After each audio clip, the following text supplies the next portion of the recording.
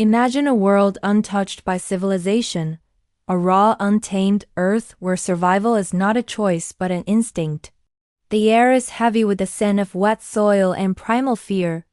Vast plains stretch endlessly beneath a burning sun, and in the shadows of ancient trees, something extraordinary begins to stir, the dawn of Homo Habilis, the first spark of human intelligence flickering amidst a world ruled by beasts. These early humans, fragile yet fierce, learn to shape stones into tools and dreams into survival. But in this unforgiving land, every sunrise was a gamble, and every shadow hid a predator. One mistake meant extinction. This is the story of how our ancestors walked the fine edge between life and death, facing nature's most merciless hunters, and how, through sheer instinct and invention, they began the long journey to becoming us. The world a million years ago was not merely a place. It was a living, breathing force, relentless and unforgiving. The plains stretched like endless seas of gold under a sun that burned with ancient fire, and every whisper of wind carried the scent of danger, the scent of predators that had perfected the art of hunting long before humans had learned to shape stones into tools. This was the canvas upon which life first etched its fragile stories, and on this canvas moved two souls, destined yet unaware, separated by fate, yet bound by the invisible threads of eternity. One of them, a young Homo habilis named Kale, had learned to read the rhythm of the land. He could sense the quiver of a bush before the lion emerged, hear the distant footsteps of elephants trampling through the tall grass, and feel the tremor of the earth when a predator approached. Each day was a trial, each night a test of courage and instinct. Survival was not guaranteed. It was claimed moment by moment, through keen eyes, steady hands, and the courage to face the unknown. The other, Lyra, wandered a nearby river valley. Her eyes, wide and curious, mirrored the sky and the stars above, the same stars that had guided Kale across the plains. Though she had yet to meet him, their fates intertwined like two threads in an immense tapestry. Lyra's mornings were spent gathering roots and observing the patterns of birds and insects. Her evenings in cautious huddles beside firelight, listening to the distant roars and cries that spoke of life and death in equal measure. Every shadow was a story, every crack of a branch a whisper of warning. In this harsh environment, the smallest act could become monumental. A misstep while crossing a river could mean being swept away by the current. A poorly aimed stone could fail to bring down a creature, leaving one exposed to hunger and attack. Yet, within these trials, something remarkable emerged. Kale discovered a sharp-edged stone that could pierce the hide of an antelope. Lyra learned to strike flint to spark fire, warming her nights and illuminating the dark corners of fear. These were not just acts of survival. They were the first glimmers of human ingenuity, the seeds of something that would, across countless generations, blossom into civilization itself. And yet, beyond the immediate struggle, there lingered a mystical current, an invisible pull that neither Kale nor Lyra understood. Across rivers and forests, they felt a sense of longing, a subtle recognition in their dreams of another presence, another heartbeat echoing in the wilderness. It was as if time itself had decided that these two souls, though separated by the brutality of survival, were meant to meet. Life in its rawest form was cruel, yet it was also preparing them, teaching them, shaping them, until the moment when fate would finally bend, and the threads of their lives would intertwine once more. In the endless battle against nature's fury, against hunger, against fear, Kale and Lyra embodied the first flickers of humanity, resilient, aware, and mysteriously connected across lifetimes, even in a world that seemed determined to test every breath they took.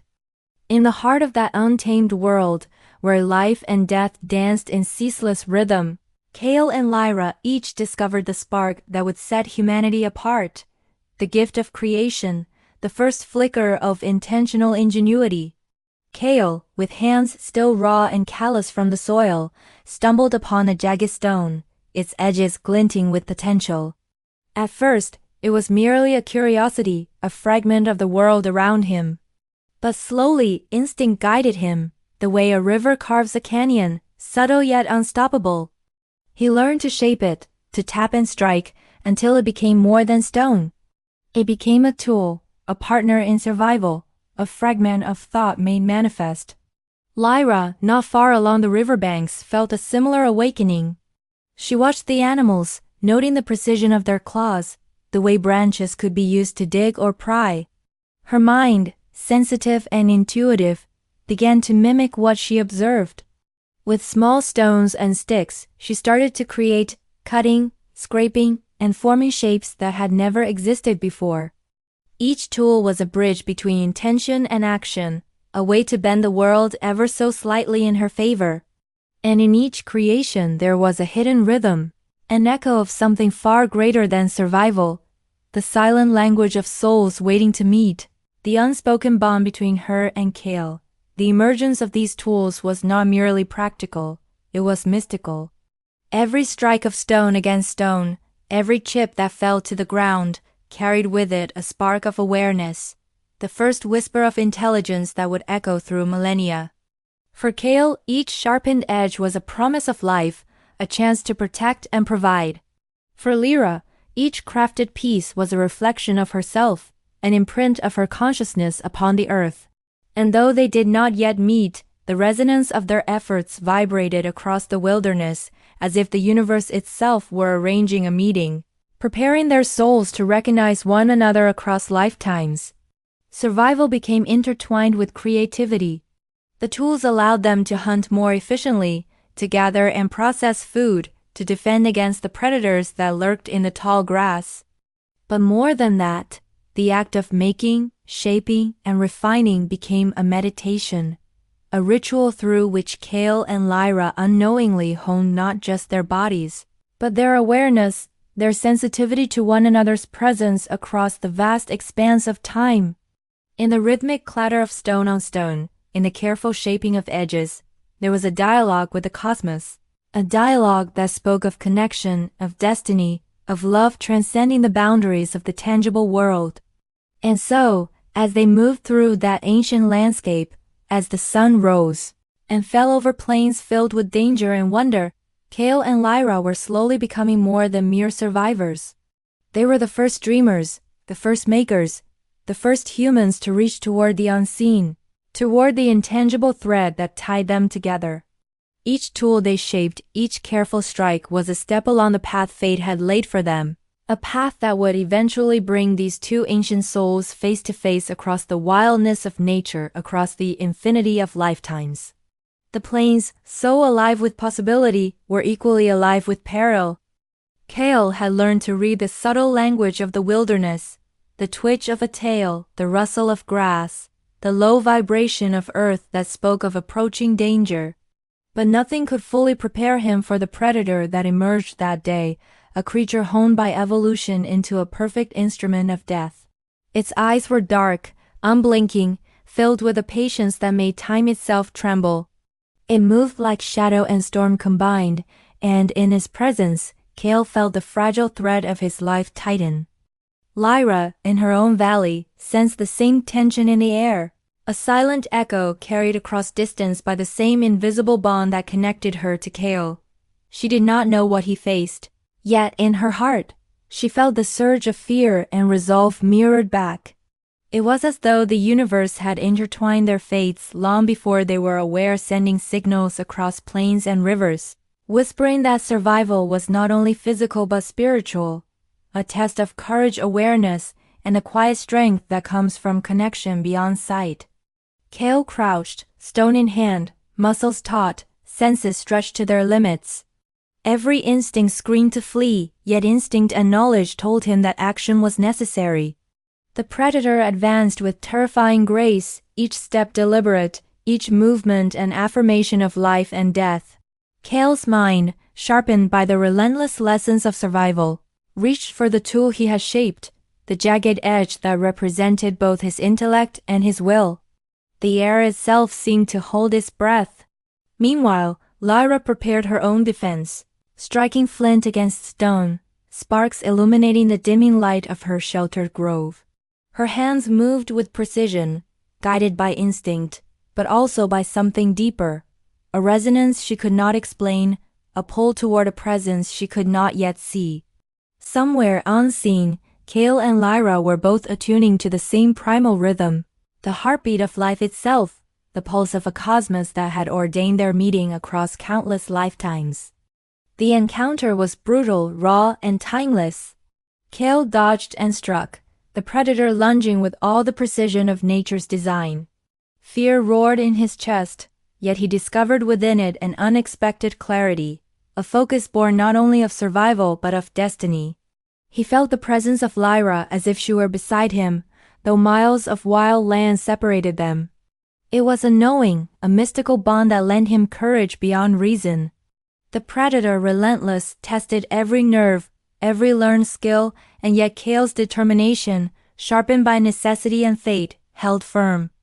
Finally, through courage, instinct, and the fledgling brilliance of his tool, Kale survived. The predator retreated, leaving the plains silent but for the echo of his racing heart. Across the river and forest, Lyra's own trial mirrored his, survival achieved through intuition, resilience, and a spark of ingenuity that connected them beyond sight. In that shared triumph, though unaware of the other's presence, their souls recognized the reflection of one another, two ancient spirits separated by circumstance, yet destined to meet, drawn together by the trials of life and the quiet insistence of fate. In this deadly encounter, survival was more than escape, it was awakening. It was the first whisper of trust in one's own mind and heart, and the first glimmer of recognition that life, however cruel and fleeting, was also preparing them to reunite, not just in this lifetime but across the endless spiral of existence. After the close encounter with the predator, the world seemed both sharper and quieter, as though survival had carved a new space within the minds of Kale and Lyra, a space where awareness stretched beyond mere instinct. The plains were no longer just land to traverse. They were a living network of opportunities, dangers, and patterns waiting to be understood. Kale, who had once relied only on raw strength and reflex, now began to notice subtler threads in the fabric of life, the tracks of animals that hinted at seasonal movement, the angles of sunlight that guided him to water the ways leaves could conceal both nourishment and threat. Intelligence, in its earliest form, was awakening like a flame in the darkness, fragile, yet impossibly bright.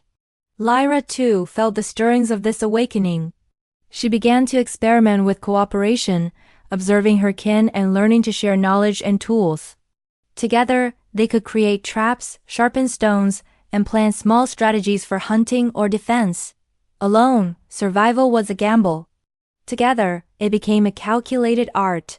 And though Kale and Lyra had not yet met, their souls moved in synchrony.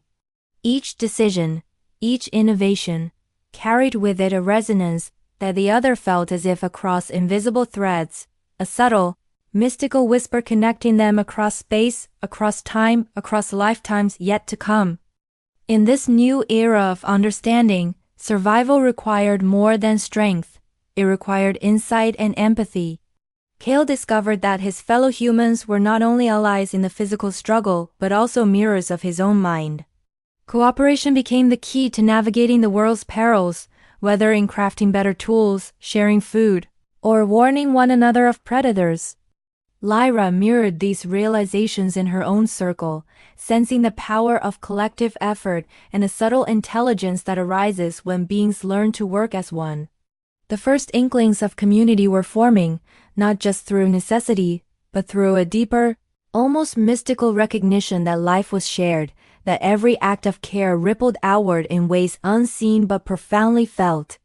And yet, underlying every act of intelligence and cooperation, there was the quiet pull of destiny. Kale would sometimes pause by the river and feel an unexplainable longing, a sense that another presence watched, guided, and understood him even when he could not see it. Lyra, beneath the canopy of stars, would sense the same echo, a vibration that whispered across time and space, that their paths were converging, that the bonds they forged with their world, with each other's kind, were part of a far greater plan. Their awareness, sharpened by survival, was also opening them to something eternal, the recognition of soul, The ancient memory of connection that no predator, no river, no wilderness could sever. Through trial and shared knowledge, through the sparks of insight and the delicate art of cooperation, Kale and Lyra were evolving not just physically but spiritually. Intelligence became both a weapon and a bridge, linking mind to mind, life to life, and soul to soul. Each stone they shaped, each act of teamwork was a step along a path the universe had long laid for them. A path that would in time bring these two ancient spirits together, reunited across the vast mysterious expanse of existence. In the awakening of intelligence, life was no longer just about survival. It was about recognition, connection, and the slow mystical unfolding of destiny, preparing Kale and Lyra for the reunion that awaited them beyond time itself. Time in the prehistoric world was measured not in hours or days, but in breaths of survival, in the rhythm of seasons, in the heartbeat of life and death. Kale and Lyra, each moving through the wilderness, had begun to grasp the fragile truth of existence, that life is never static, and only through adaptation could one endure. The plains were merciless, yet they were also teachers, sculpting the mind and spirit with lessons written in stone, blood, and fire. Each challenge demanded more than instinct. It demanded transformation. Kale felt this deeply as he encountered shifting landscapes, rivers that swelled without warning, herds that migrated and disappeared, predators that changed tactics as quickly as he learned to counter them. He realized that survival was not simply reacting, but anticipating. The jagged stones he shaped became more than tools. They were extensions of his mind, instruments through which he could bend the world, if only slightly, to his will. With each adaptation, he felt a quiet exhilaration, a resonance that spoke of a force greater than the immediate struggle, a guiding current of life itself, moving him forward, shaping him for what was yet to come. Lyra, in her own valley, faced parallel trials.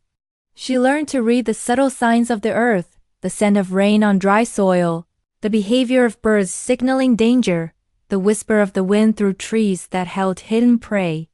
She discovered that fire was not only warmth, but a tool for protection and transformation, a force that could bend the natural world to her needs.